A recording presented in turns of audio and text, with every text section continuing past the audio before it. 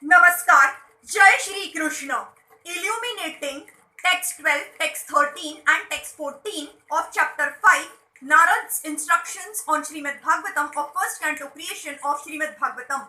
Text 12. Naisha karmya mapyachuta bhavavarjitam na shobhate jnanamalam niranjanam kutaha punaha shashavada bhadra mishvare न charpitam karma yadapya karanam.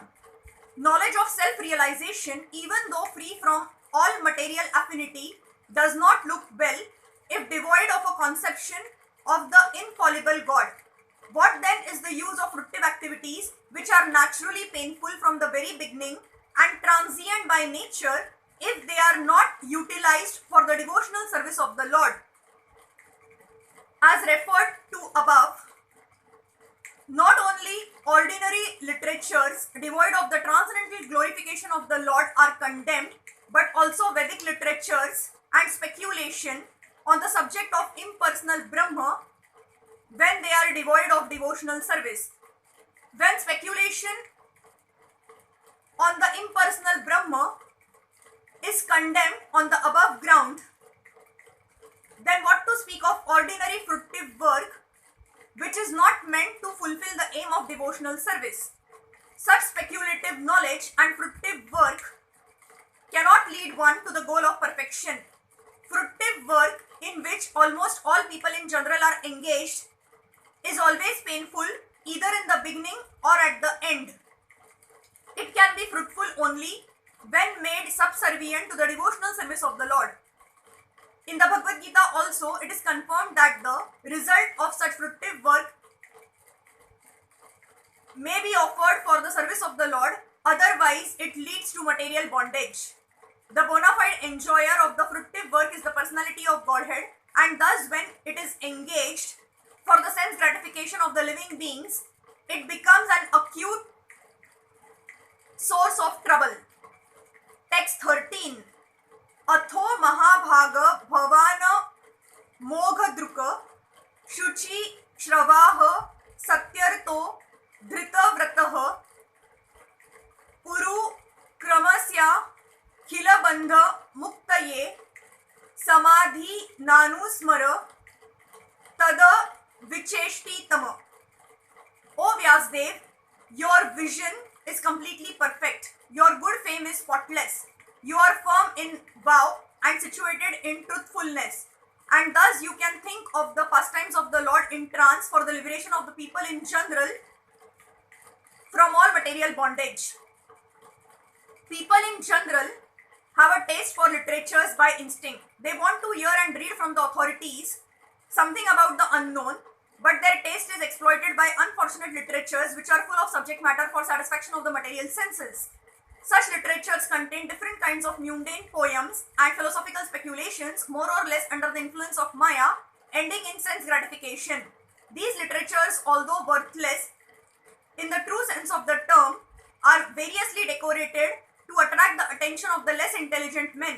Thus, the attracted living entities are more and more entangled in material bondage without hope of liberation for thousands and thousands of generations.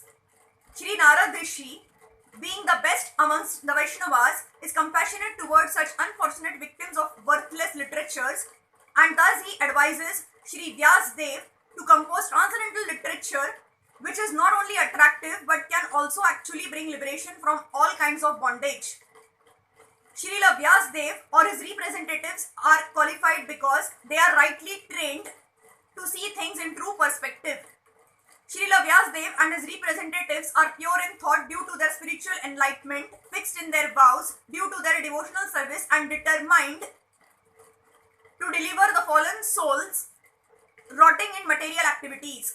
The fallen souls are very eager to receive novel informations every day, and the transcendentalists like Vyasdev or Narad can supply such eager people in general with unlimited news from the spiritual world. In the Bhagavad Gita, it is said that the material world is only a part of the whole creation and that this earth is only a fragment of the whole material world. There are thousands and thousands of literary men all over the world. and they have created many thousands of literary works for the information of the people in general for thousands and thousands of years. Unfortunately, none of them have brought peace and tranquility on the earth. This is due to a spiritual vacuum in those literatures. Therefore, the Vedic literatures, especially the Bhagavad Gita and the Srimad Bhagavatam, are specifically recommended to suffering humanity to bring about the desired effect of liberation from the pangs of material civilization, which is eating the vital part of human energy. The Bhagavad Gita is the spoken message of the Lord himself, recorded by Vyasadeva, and the Srimad Bhagavatam is the transcendental narration of the activities of the same Lord Krishna, which alone can satisfy the hankering desires of the living being for eternal peace and liberation from miseries.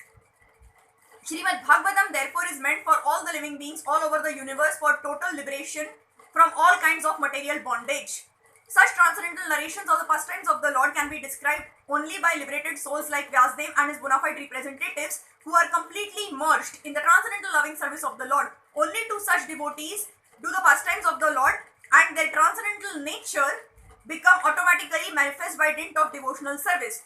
No one else can either know or describe the acts of the Lord, even if they speculate on the subject for many years. The descriptions of the Bhagavatam are so precise and accurate that whatever has been predicted in this great literature about 5,000 years ago is now exactly happening.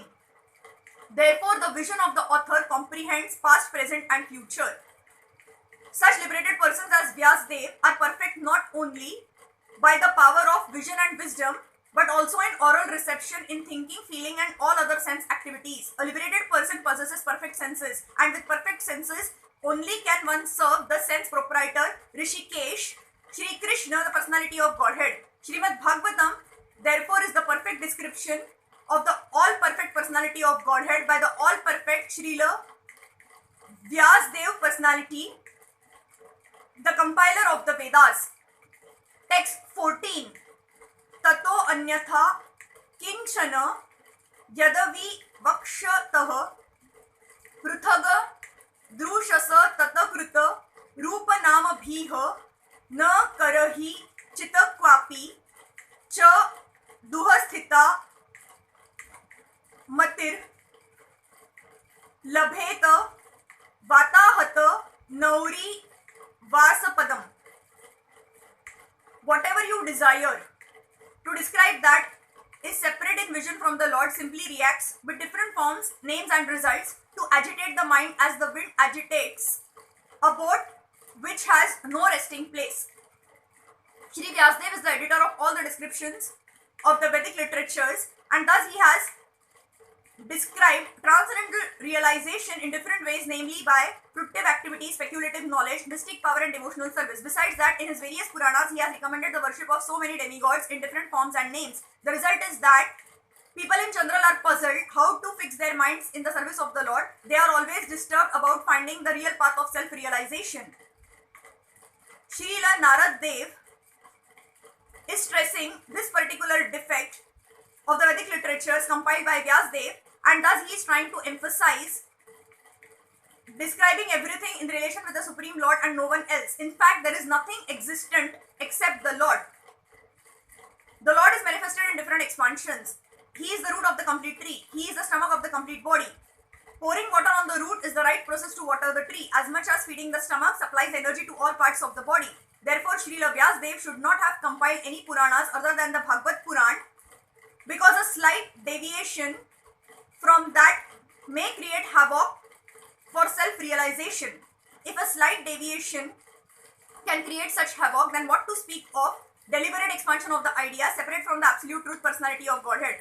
The most effective part of worshipping demigods is that it creates a definite conception of pantheism ending disastrously with many religious sects detrimental to the progress of the principles of the Bhagavatam, which alone can give the accurate direction for self-realization in eternal relation with the personality of Godhead by devotional service in transcendental love.